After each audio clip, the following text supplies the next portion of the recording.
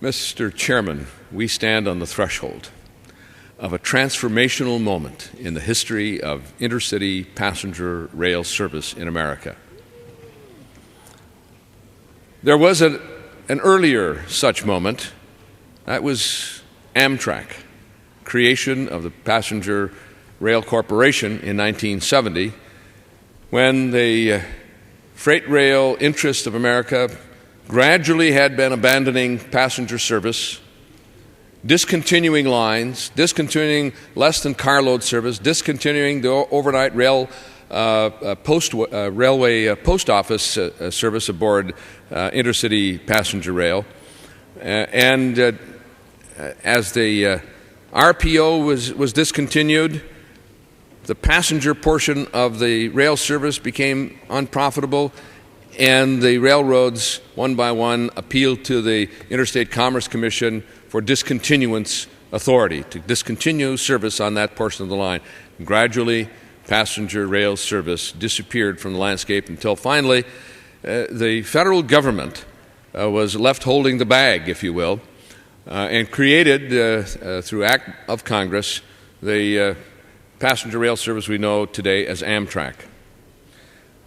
But over the intervening years, Amtrak was never given the funding it needed to improve the rail bed, to improve the rolling stock, to operate independently from freight rail service on the lines and corridors where passenger service operated.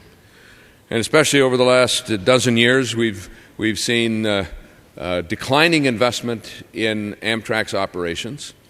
And in the last 6 years, we've had at least one bankruptcy budget submitted by the administration, candidly stated so by the Secretary of Transportation. But with a combination of Republicans and Democrats looking to the future, we've been able to just keep Amtrak's nose above water over these intervening years. Today, we change that model. With passage of the Passenger Rail Investment Improvement Act, we will transform the future of intercity passenger rail in America. Last week, we heard all this morning from the one-minute speeches, the price of a gallon of gas breached $4 a gallon for the first time in history. The American Automobile Association says gas prices have gone up more than 10% in the last month and $1 in the past year. And those prices are reverberating across the nation, changing people's travel patterns, changing their travel habits, causing them to look more to transit. And transit across the country has exploded in its growth. Last year, we added more than 1 million new passengers to transit services a day across this country for 375 million new transit trips last year. Amtrak has similarly experienced enormous growth. Our airlines are cutting back. 8 airlines since December of last year have shut down. One filed for bankruptcy, largely because of rising fuel costs. Fuel now represents 40% of the airline industry's expenses. A small increase in gas prices. I know that $1 a barrel increase in the price of oil for Northwest Airlines causes an increase in cost to that airline of $42 million. You can increase that by 50% more for Delta and double that for United and American. That means less competition, less service, less mobility, and higher prices for our fellow citizens. Department of Transportation says vehicle miles traveled in March fell 4.3% from last year.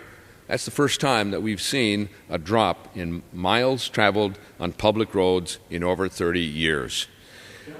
Minutes, is that what the gentleman choose to yield? I yield myself 2 additional minutes. 2 additional minutes for the gentleman is recognized. The Center for Housing Policy says that working families in large metropolitan areas spend nearly 1/3 of their incomes on transportation. That means families are not able to buy homes, they're not saving, they're not investing in their children's education, they're spending it on transportation. And people are beginning to realize, just as they did in the days after September 11, that Amtrak service to move people from one city to another is vitally important. One full passenger train can take 250 to 350 cars off the road. Intercity passenger rail removes 8 million cars from the highways every year and eliminates the need for 50,000 fully loaded passenger airline trips each year. Amtrak in the Northeast Corridor has 56% of the air rail market between Washington, D.C. and New York City, 43% of the market between New York and Boston. And now we come to the American public, perhaps 20 years too late, but just in time, with the legislation before us today that will upgrade passenger rail intercity service. $14.9 billion authorized in this bill to rebuild Amtrak, construct high-speed rail corridors across the nation.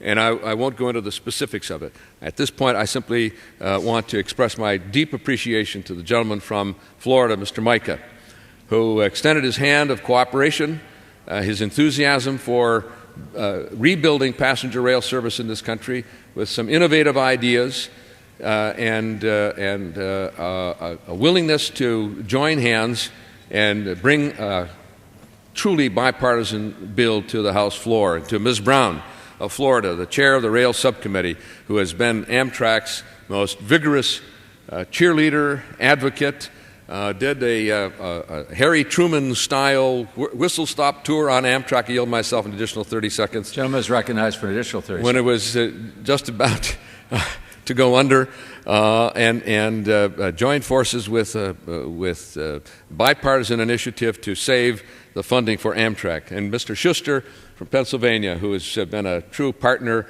in shaping this legislation today, his ideas, his contribution have been enormously valuable.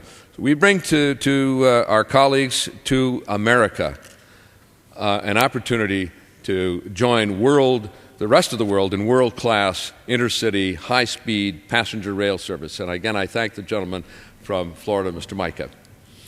Gentleman's time has expired.